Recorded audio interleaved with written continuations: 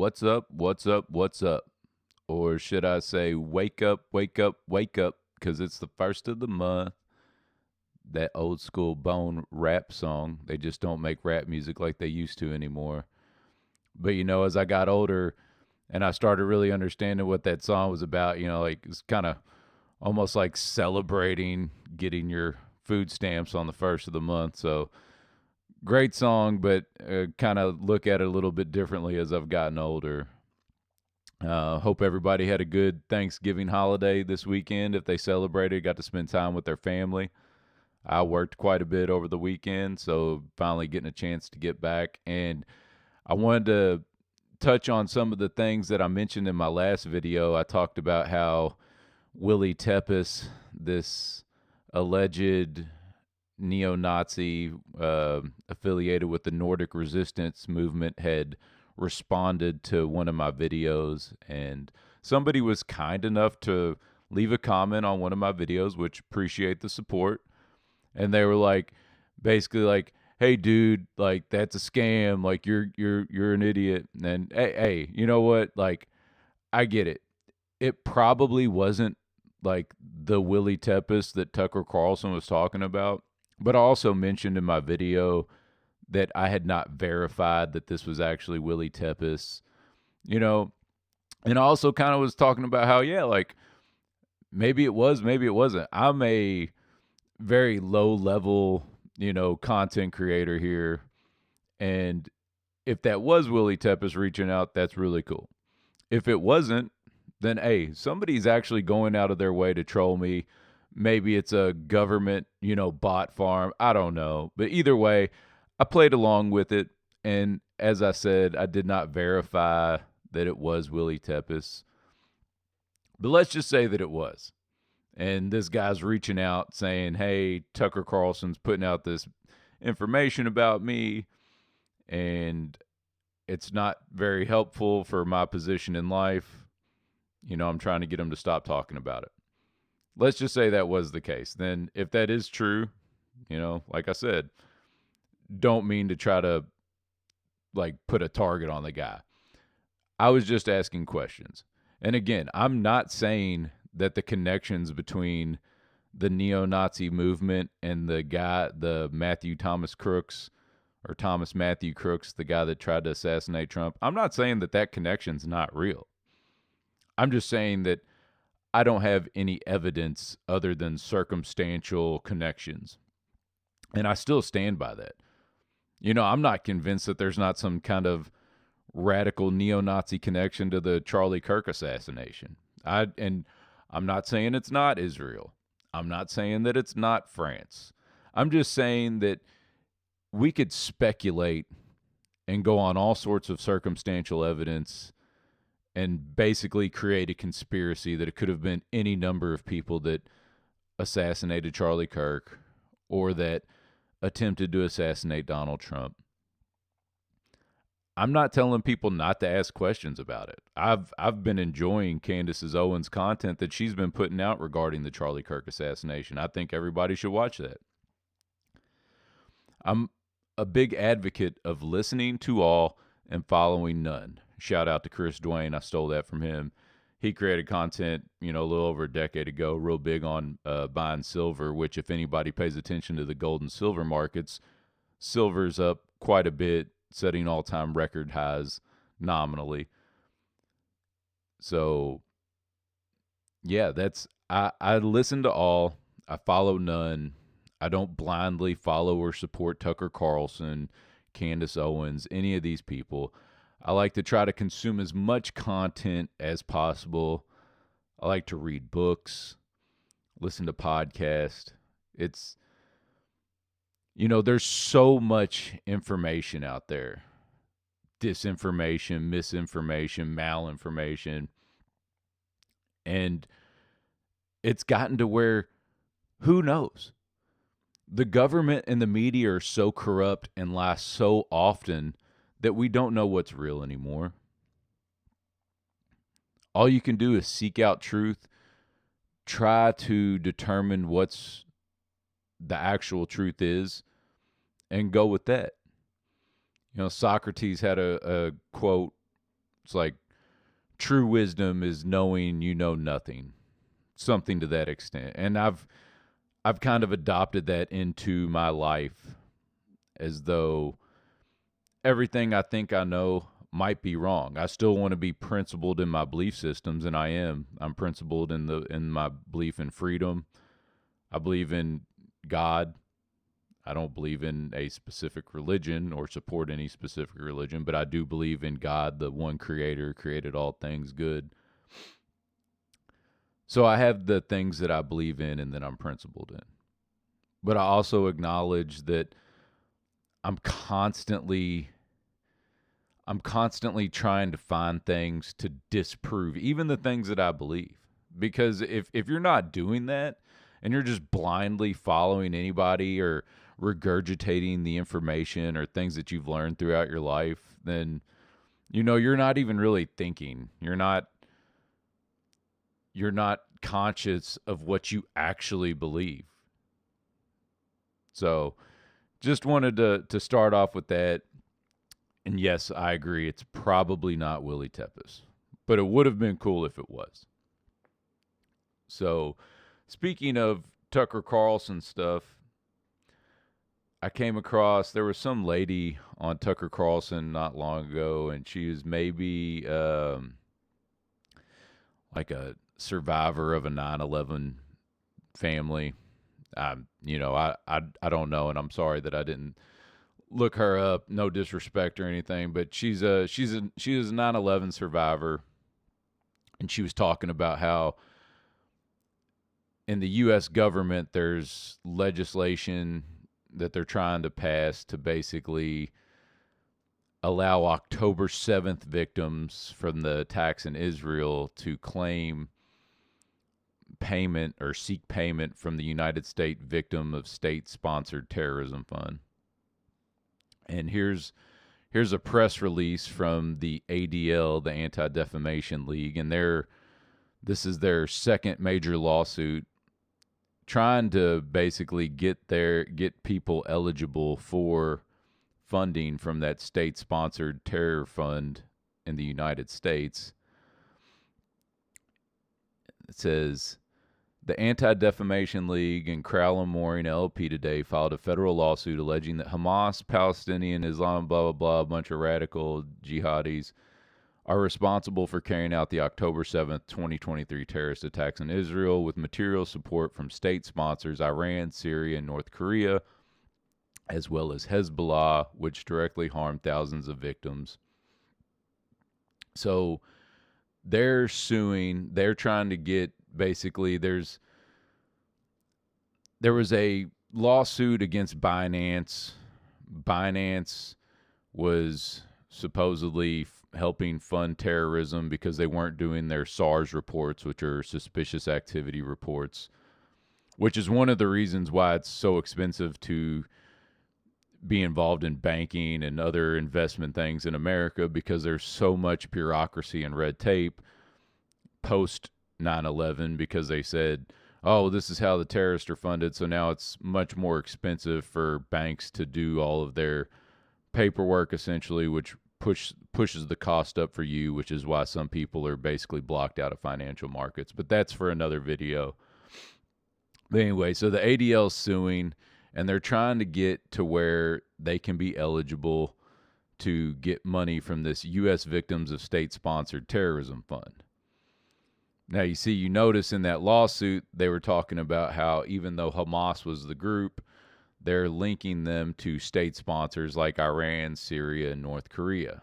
And that's important because if you actually go to the U.S. Department of Justice, U.S. Victims of State-Sponsored Terrorism Fund, frequently asked questions. What if my judgment is against a terrorist group like Al-Qaeda or Hamas? If your judgment is solely against a terrorist group like Al-Qaeda or Hamas and not against a state sponsor of terrorism, you are not eligible for compensation from the U.S. VSST fund. Now, here are the countries that are considered state-sponsored terrorists: Cuba, Iran, North Korea, Syria. And notice that they even linked in North Korea defunding Hamas in their ADL lawsuit. It's almost like They're like, let's just try to get as many countries as we can in. There's only 4. They got 3 out of the 4.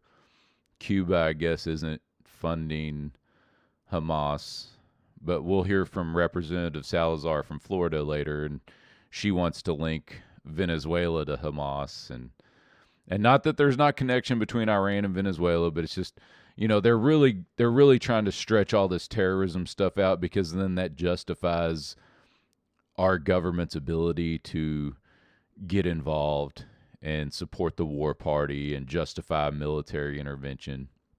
But anyway, back to the Israelis trying to sue to get money from this fund. So, first of all, the October 7th attack happened in Israel. It did not happen in America. And many of the victims were Israeli citizens. Yes, there were also American citizens that were impacted. And a lot of the Israeli citizens were dual citizens with America. So here's one of my problems. Dual citizenship should not be a thing. You're either an American or you're not an American.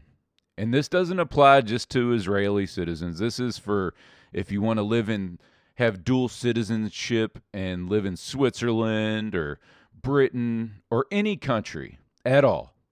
There should be no dual citizenship with the United States. You're either a United States citizen or you're not.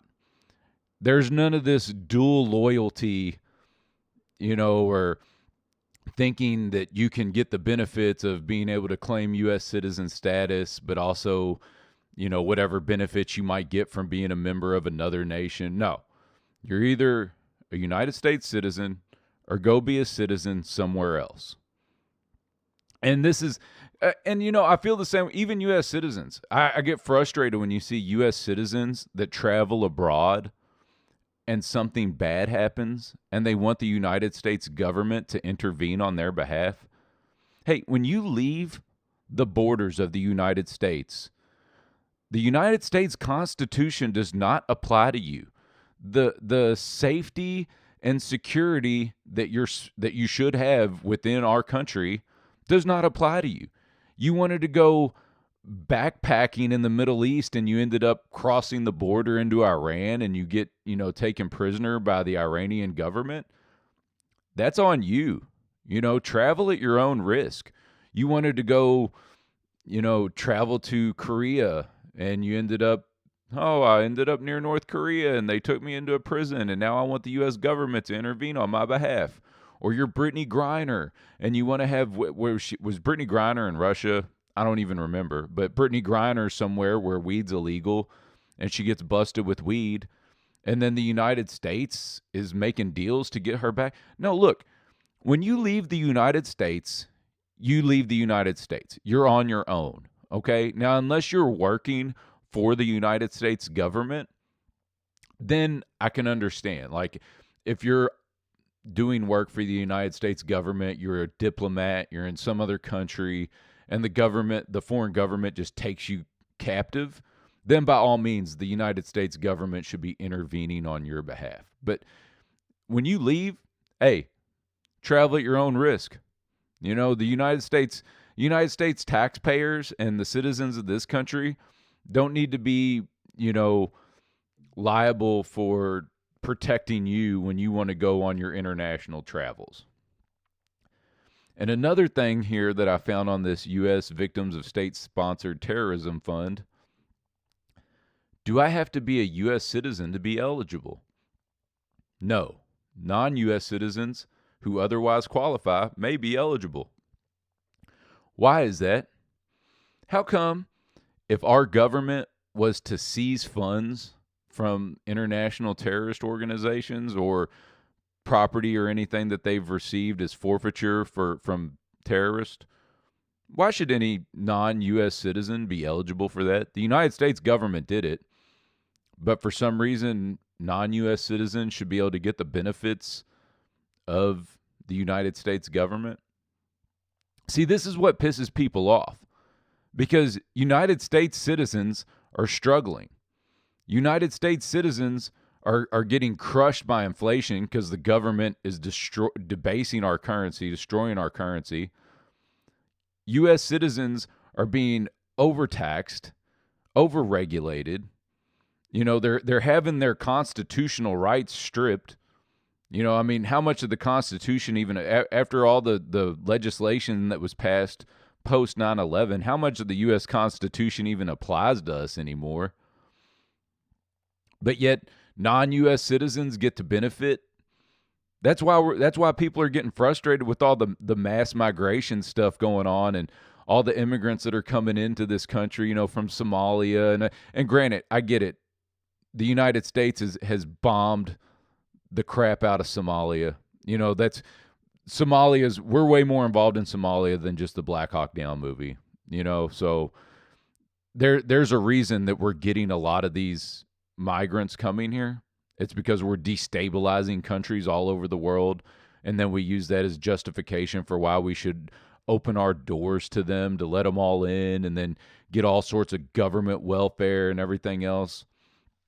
Which, if you listen to Trump's hardline stance after that National Guardsman was murdered by that Afghani dude that we brought over, which that's for a whole nother video. But if you actually believe Trump's stance, he's going to eliminate all this welfare and subsidies for immigrants, then that's great.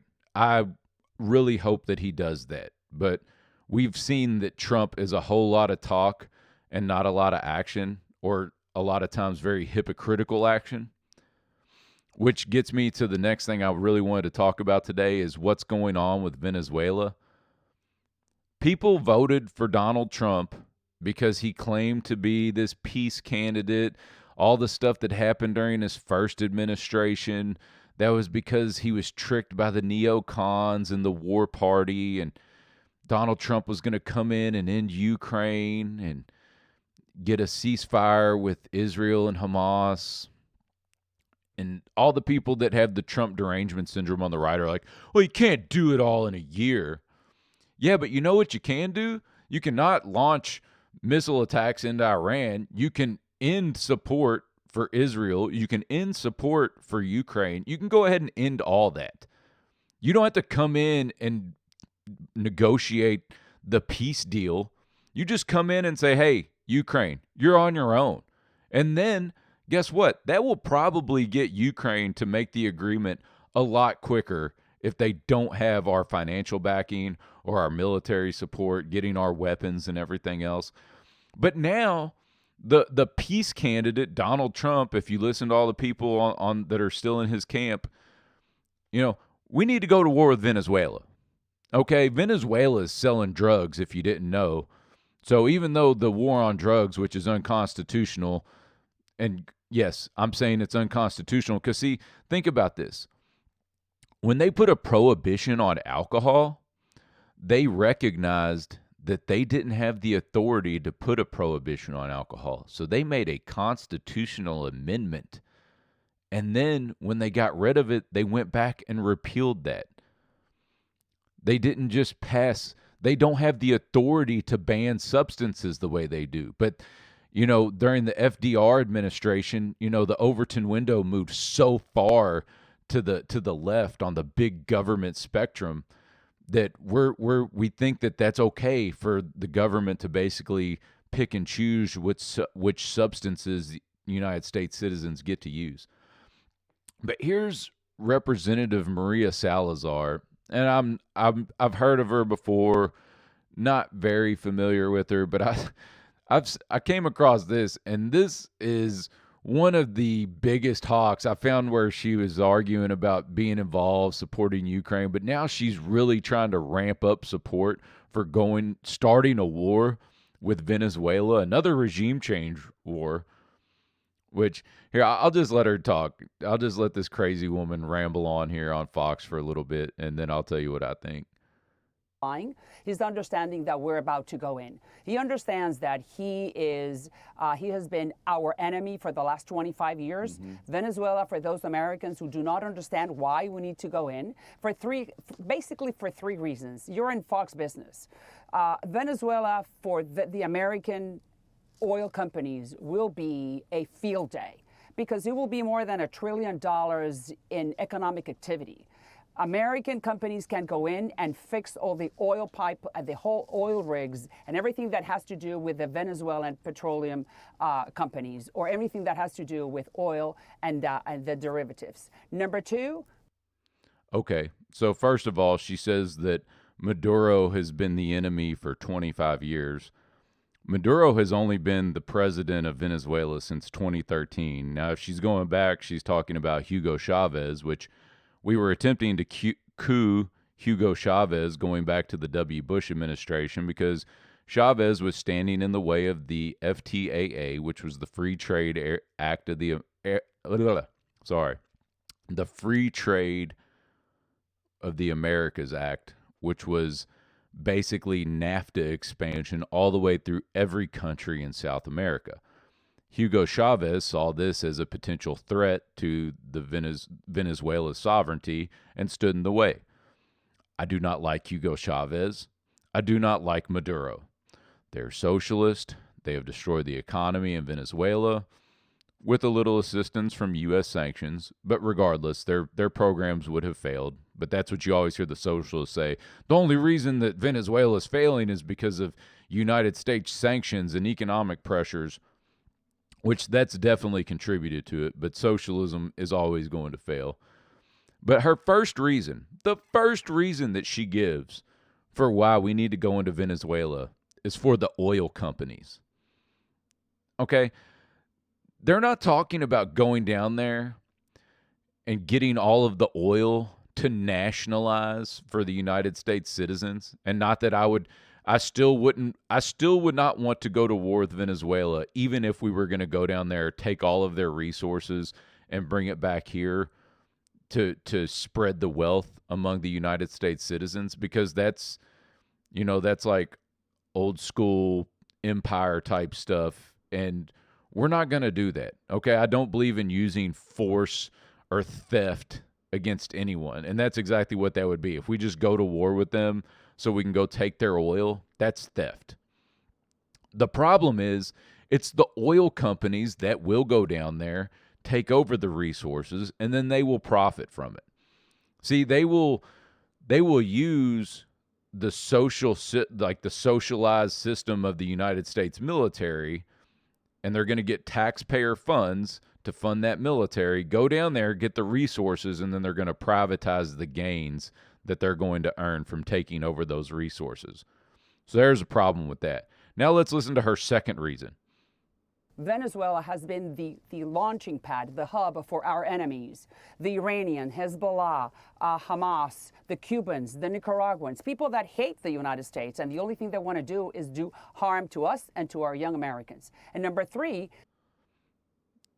Venezuela is the launching pad for Hamas, international radical Islam, Nicaragua, Cuba. The launching pad for what?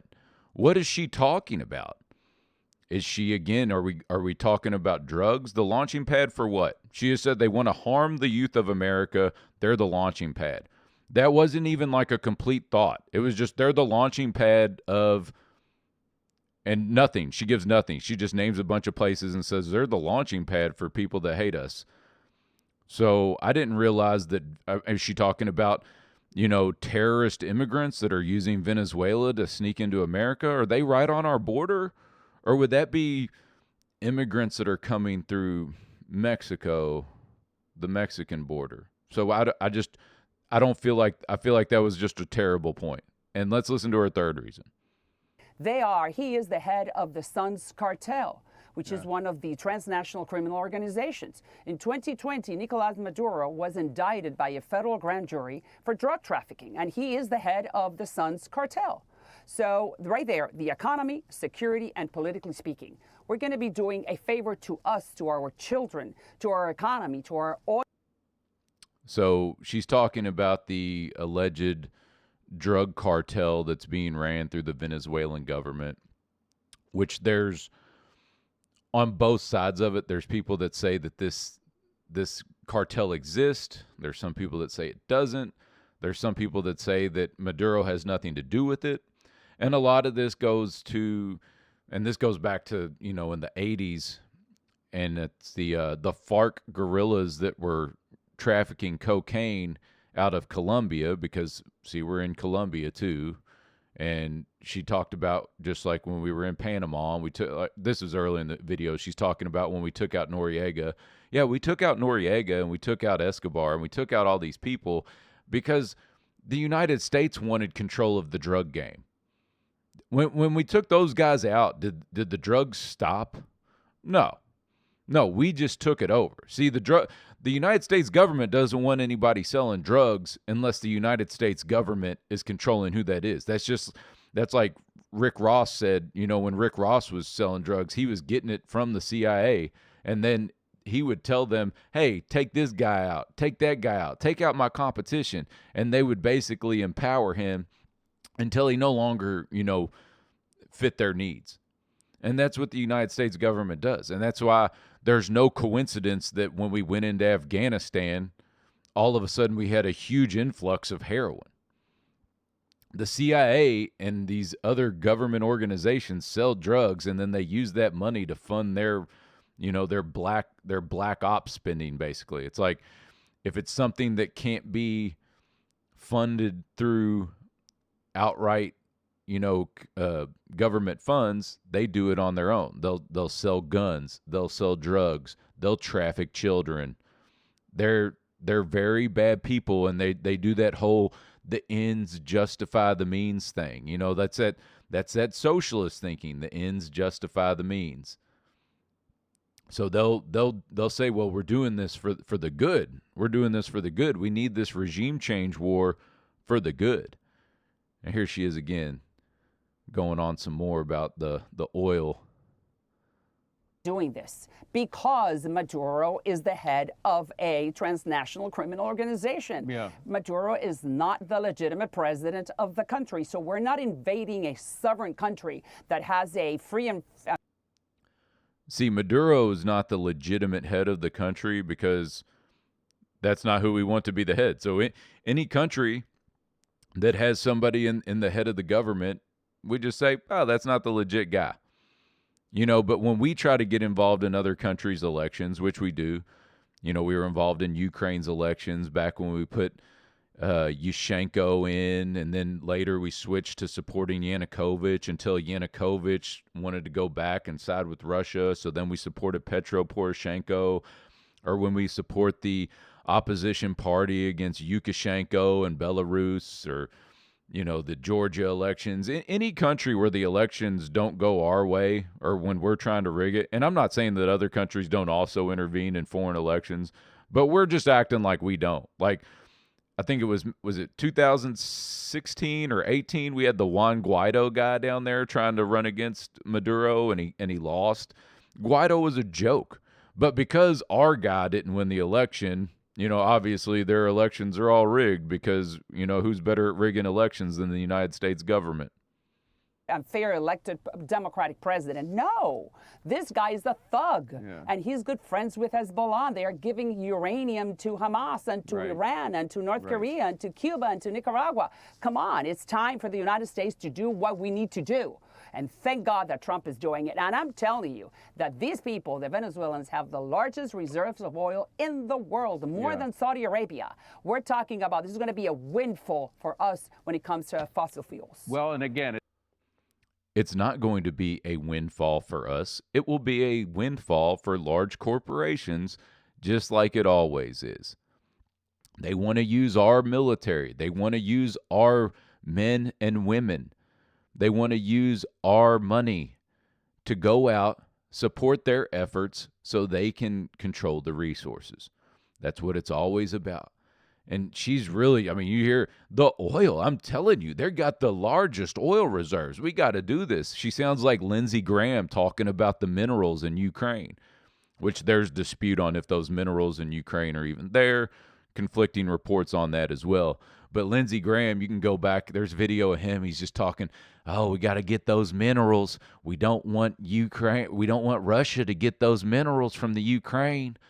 You know, Lindsey Graham, he sounds like the gayest like Southern woman from like the antebellum time period, and he's in the Senate. You know, it's just these people, the war party, they're just so gross. Like I can't stand them, and they just want to keep pushing more war and pushing more war, and people just eat it up. You know, this is on Fox Business News. I can already see some of the Republicans that I know. They're sitting around, they're white. They're like, "Yeah, I like this lady. Yeah, we need to kill them Venezuela. We should drop a bomb on Venezuela because they're selling drugs." You know, that's all they say. And then, "Oh, we should just kill all the Islamists. We should kill every Muslim." Like, you hear these people make these like ridiculous comments, and it's like, you don't even know what you're talking about. It's just so frustrating. And, you know, we got to I hope we back down from all this Venezuelan stuff. I saw something in the news, another boat. We just blew up another boat. You know, you got our Secretary of War, Pete Hegseth, up there saying, like, I hope they all die. You know, what is wrong? Like, what is wrong with our country? Seriously, we cannot support another regime change war. We have to stop all of this meddling in the affairs of foreign nations, especially when we want to talk about how we want our processes to be respected and we want other foreign nations to not be involved here. Because I'm telling you right now, the United States is not very stable right now. Our currency is losing its footing. Inflation's got the potential to take back off. There's a lot of frustration, a lot of people really struggling to get by. It's kind of a powder keg. And you'd be naive to think that there's not foreign governments trying to take advantage of that. If you don't think China, if you don't think Russia, if you don't think that there's other NGOs sponsored by other countries here trying to destabilize our country, you're crazy. And it's not going to take much. You know, the next George Floyd thing will kick off, and the next thing you know, you got some Soros-backed group, or maybe they're funded by some, you know, Chinese government group through back party channels. I don't know, but it's not good. We need to focus on America, getting America fixed, America first, America only, and not support any more wars of aggression or intervention or regime change. Thank you for listening. Have a good day.